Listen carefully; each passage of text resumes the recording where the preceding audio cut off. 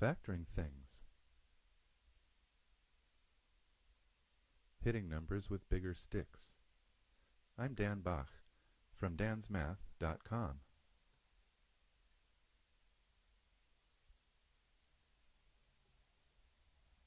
Prime numbers. A prime means no divisors except for 1 and the number itself. 15 equals 3 times 5, so 15 is not prime. Here we have 15 as a rectangle that's 3 by 5. 13 is only equal to 1 times 13, or 13 times 1, so 13 is prime. 1 is not a prime. You can break a number into prime factors. Here we have 15 equals 3 times 5. That's called a factor tree. The factor tree of a prime number is just a circle. There's the 13 by itself. Finding factors. Try all divisors until the quotient is an integer. That's one way to look for factors of a number. Divide stuff in and see if they go in exactly. Here's 91. 2 goes into 91 45.5 times, so not exactly. 3 goes into 91 30 1/3 times. 4 goes into 91 22 3/4 times. 5 goes into 91 18 1/5 times. 6 goes into 91 15 1/6 times. But 7 goes into 91 exactly 13 times. So 91 is not prime, it's 7 times 13. If the divisor outgrows the quotient, we can stop. Our original number was prime. Here's 97. If you divide anything from 2 through 10 into 97, you get something that's not an integer. 10 goes into 97 9.7 times, and so the divisor has outgrown the quotient. Therefore 97 is prime. More efficient methods. We saw that 2 didn't go into 91, and neither did 4, 6, etc. That makes sense. So we only need to try primes as divisors, and only up to the square root of 91. 2 goes into 91, no, not exactly. 3 doesn't go in, 5 doesn't go in, but 7 goes in 13 times. 91 is a composite number.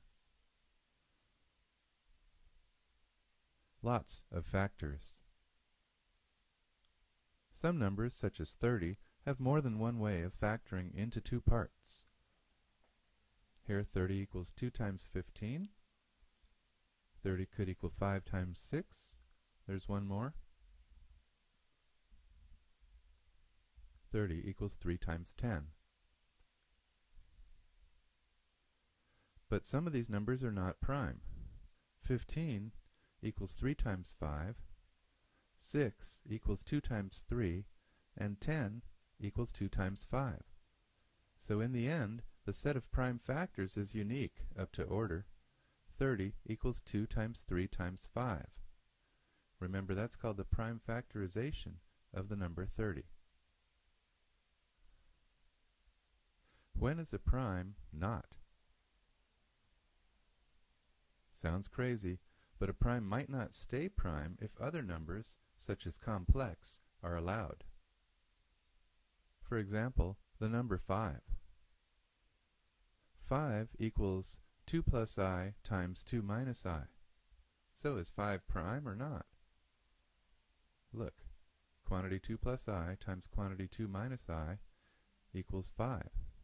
Remember, I is equal to the square root of minus 1, meaning I squared equals negative 1. We can show our work. 2 plus I times 2 minus I, expand it using FOIL. 4 minus negative 1 equals 4 plus 1, which is 5. So we've broken 5 apart using complex numbers. Inconsistent primality.